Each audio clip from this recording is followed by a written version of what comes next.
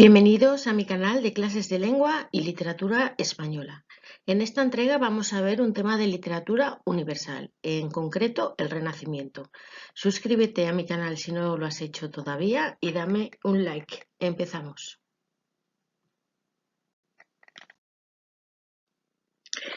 Bien, pues desde el siglo X el centro y el norte de Italia formaban parte del Sacro Imperio Germánico, cuyo centro político se encontraba en Alemania.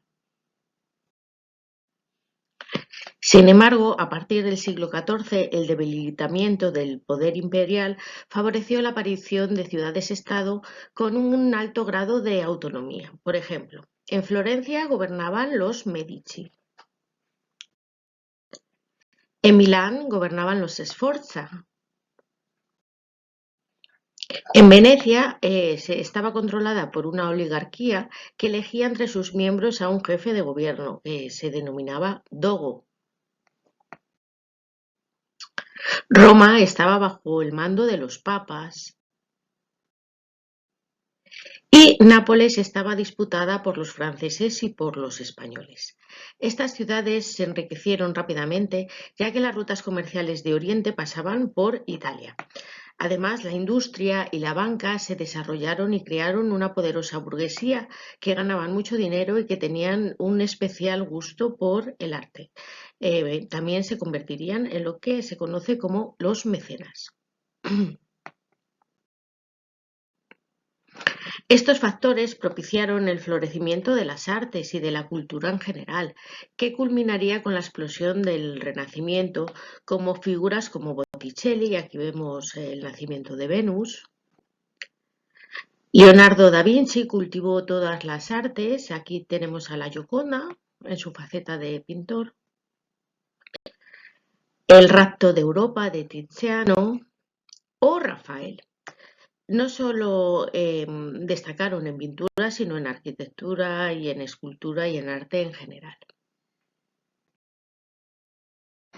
¿Qué es el Renacimiento?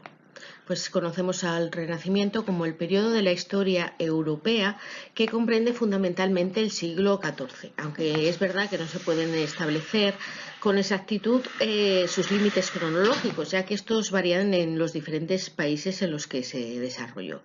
Por ejemplo, muchos rasgos del Renacimiento nacen ya en Italia en el siglo XIV. Y como veremos, en cambio, es tardío en Inglaterra, donde se inicia bien entrado el siglo XVI.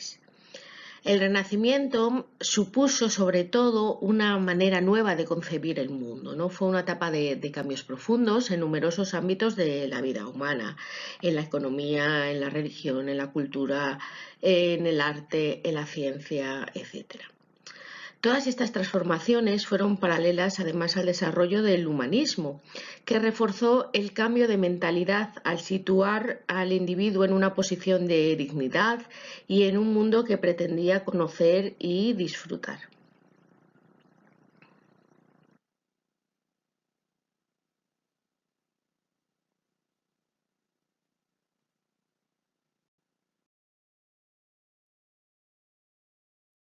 El movimiento cultural característico del Renacimiento y se origina en Italia en el siglo XV y en los siglos siguientes se extenderá por toda Europa. El humanismo rechaza el sistema de valores que había regido la Edad Media, centrado en la idea de que Dios y los asuntos religiosos son lo único que da sentido a la existencia humana. Sin embargo, los humanistas proclaman la importancia fundamental del individuo en el universo, que es lo que se conoce como antropocentrismo. Además, pretenden recuperar a los clásicos, se fomenta el aprendizaje del latín y el griego. Además, se dignifican las lenguas vulgares y se inventa la imprenta.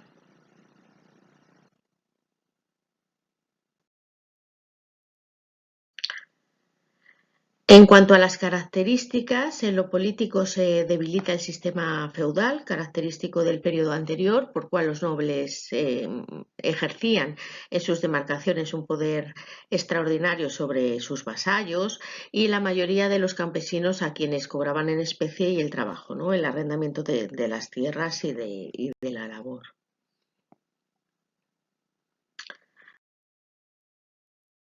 Además, crecen las ciudades en detrimento de la población rural. Este desarrollo, además, fianza, ¿no?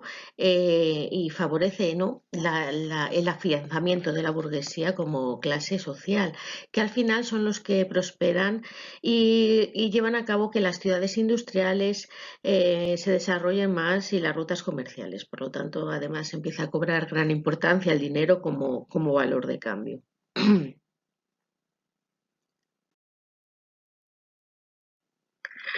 La inquietud intelectual y el ansia por penetrar en los secretos del mundo incentivan el desarrollo de la ciencia. Se estudia el cuerpo humano, se escruta el universo. Por ejemplo, en el Renacimiento corresponden el descubrimiento de la circulación de la sangre o los estudios astronómicos de Copérnico y de Galileo.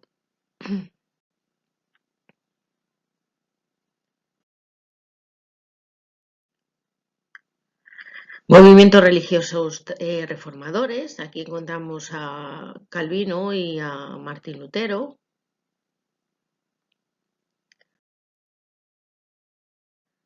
Como hemos adelantado anteriormente, se inventa la imprenta, lo que favorece una difusión de las obras de una manera más rápida y eficiente.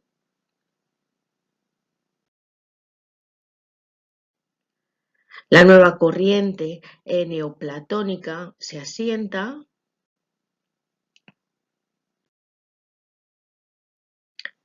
Se ensanchan las fronteras geográficas debido a las rutas marítimas y a las ansias de expansión de todos los países imperantes. Martín Lutero llevó a cabo una reforma, ¿no?, religiosa.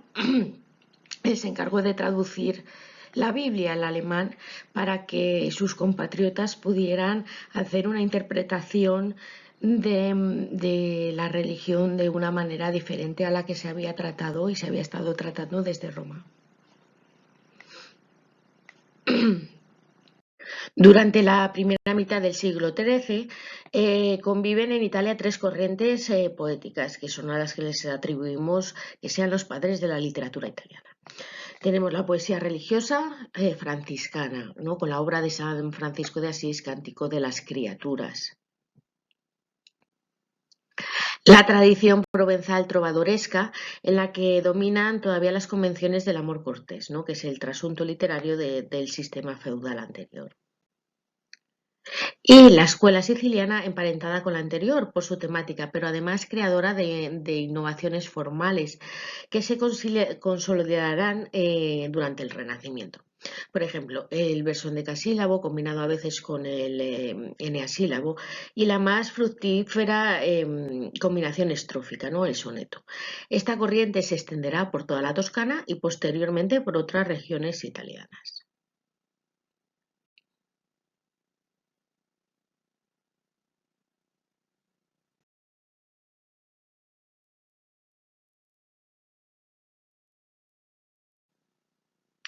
En la segunda mitad del siglo irrumpe una nueva corriente que tiene su foco en Bolonia, ¿no?, y también lo tendrá en Toscana y sobre todo en Florencia. Pronto entre los poetas integrarán esta nueva poesía. Destaca especialmente el boloñés Guido Guinizelli,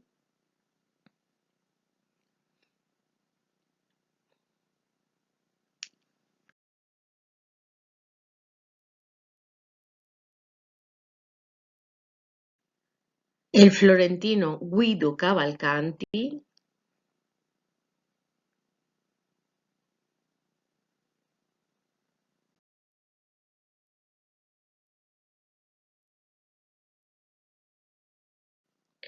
y Dante Alighieri. La poesía es innovadora y se conoce como dolce stil novo. La expresión está extraída de un verso de la Divina Comedia de Dante, concretamente del Purgatorio, del canto 24 y el verso 57.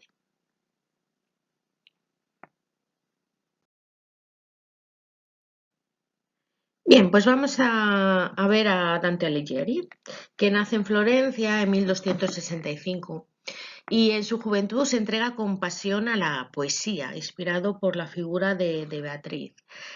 que va a ser su musa durante toda su obra, su amor platónico, a la que había conocido cuando ambos eran aún unos niños. La muerte de Beatriz en 1290 asume al poeta en una profunda crisis y motiva la obra Vita Nuova, en la que evoca su historia de amor. Además, Dante Alighieri participa activamente en la política. Perteneció a los güelfos blancos, una de las facciones que agitaron la vida política florentina de aquella época. Mientras su bando estuvo al poder, ocupa diferentes cargos políticos. Sin embargo, cuando los güelfos negros se hicieron con el poder, hace que Dante tenga que exiliarse en 1302. En cuanto a sus obras, tenemos Convivio, de Vulgari Eloquentia, que esta obra la escribió ya cuando estaba exiliado con el propósito de defender y elevar el uso del italiano, la lengua vulgar, como una lengua literaria digna, ¿no? Que en contraste con el latín, que era considerado el lenguaje de las obras literarias en esta época. Además, en esta obra es muy interesante porque el tratado se divide en dos libros, ¿no? Y en el primer libro Dante analiza los diferentes dialectos italianos. Intenta buscar determinar cuál de ellos es el más adecuado para convertirse en la base del italiano literario. Y además argumenta a favor del toscano, que era el dialecto de su región natal, y aboga por su elegancia y por su riqueza expresiva. Y por otra parte, en el segundo libro, Dante explora las cuestiones más profundas que están relacionadas con el estilo literario y las formas poéticas. Además, también reflexiona sobre la función del poeta y la función y la responsabilidad, ¿no?, que tiene en la sociedad. Tenemos de monarquía y la Divina Comedia, que va a ser nuestro objeto de estudio.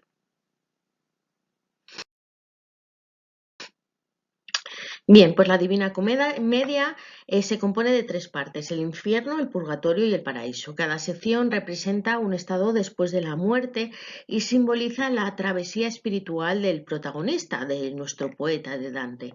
Y a través del encuentro con diferentes personajes históricos y mitológicos, Dante examina la moralidad, la justicia y la redención. Tiene dos guías a lo largo de su viaje, que es Virgilio y Beatriz. Y además el número 3 está presente en toda la obra, ya que la Santísima Trinidad es su base. Por lo tanto, pues está presente, por ejemplo, en los tres cantos, ¿no? Es número 3, la Santísima Trinidad, etc.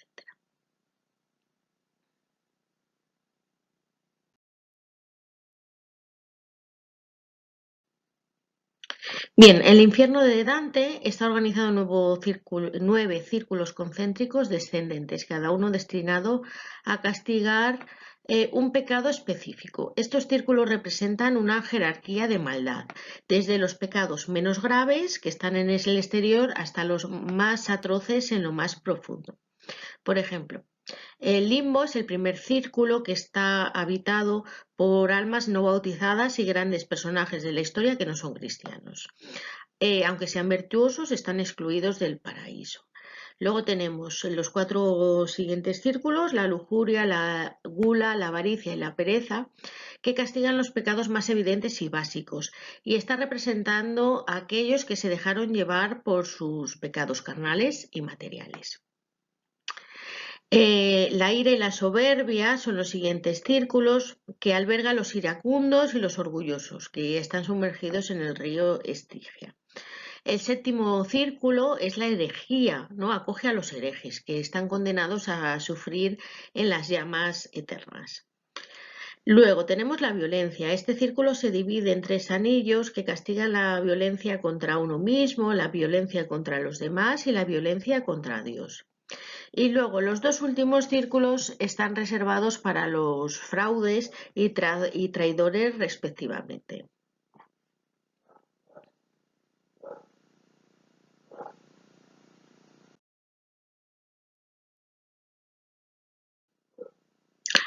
El purgatorio es una montaña en forma de cono truncado constituido por 7 comisas donde los pecadores arrepentidos expían sus culpas. El remordimiento que sienten al pensar en sus propias culpas hace que el poeta, que Dante, llegue a la cima purificado. El purgatorio en la obra de Dante es un lugar de esperanza, ¿no? y de transformación. Cada nivel representa una etapa, ¿no? en el proceso de purificación y las penitencias específicas reflejan la relación entre los pecados y sus respectivas virtudes opuestas.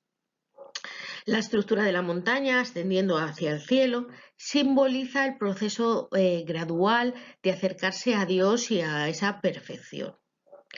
El simbolismo que tiene el purgatorio también se extiende a las imágenes de las almas, que experimentan la purificación a través de rituales físicos y emocionales. Estos simbolismos refuerzan la idea central de que el arrepentimiento y la voluntad de cambiar son esenciales para la redención.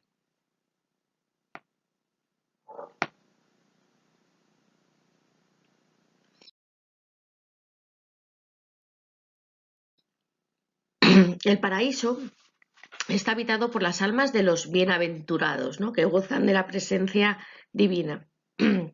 Aquí es donde se encuentra Beatriz y lo encamina hacia las proximidades de Dios, que además que se hallan en el centro del paraíso rodeado de coros de ángeles.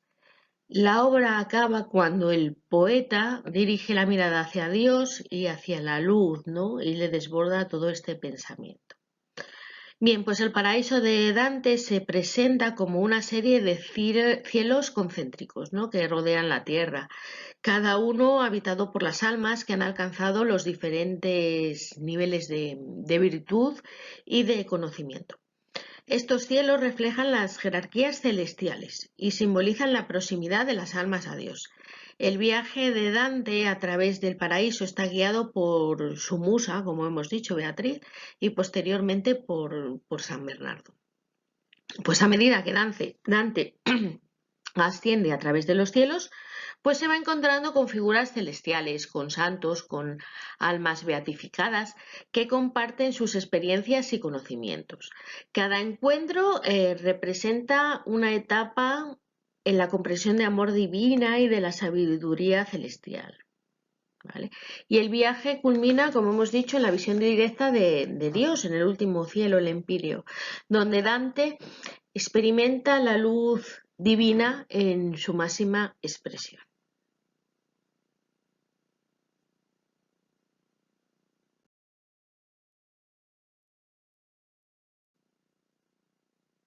Aquí vemos la estructura, cómo quedaría, con el infierno, el purgatorio, el paraíso, donde está la tierra.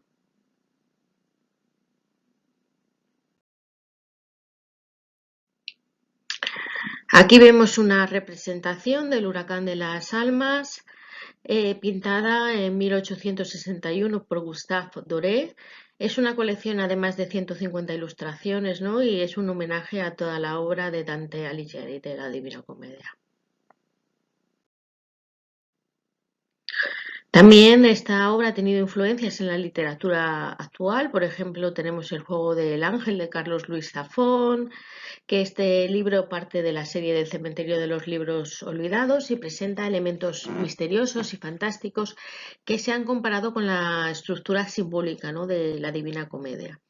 Tenemos La sombra del viento, también de Carlos Luis Zafón, que es el primer libro de la serie mencionada anteriormente y ha sido elogiada por su narrativa compleja y su rica imaginaría, ¿no? elementos que comparte con la obra de Dante.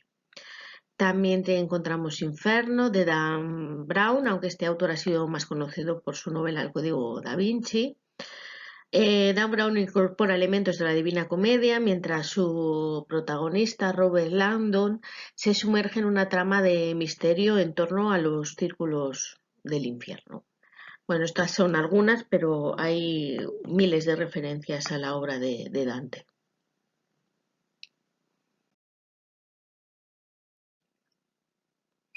En cuanto a su contenido, la Divina Comedia es por encima de todo una creación, ¿no?, de vocación teológica. Aunque todo en la obra está encaminado a ensalzar el cristianismo, Dante no rechaza incluir en ella elementos paganos. Se mezclan así de manera extrañamente armónica personajes y motivos de la tradición cristiana con otros de la tradición grecolatina, por ejemplo, Helena, Paris, Ulises, Aquiles, Dido, Eneas, o de la mitología como Caronte, Cerbero, el Minotauro.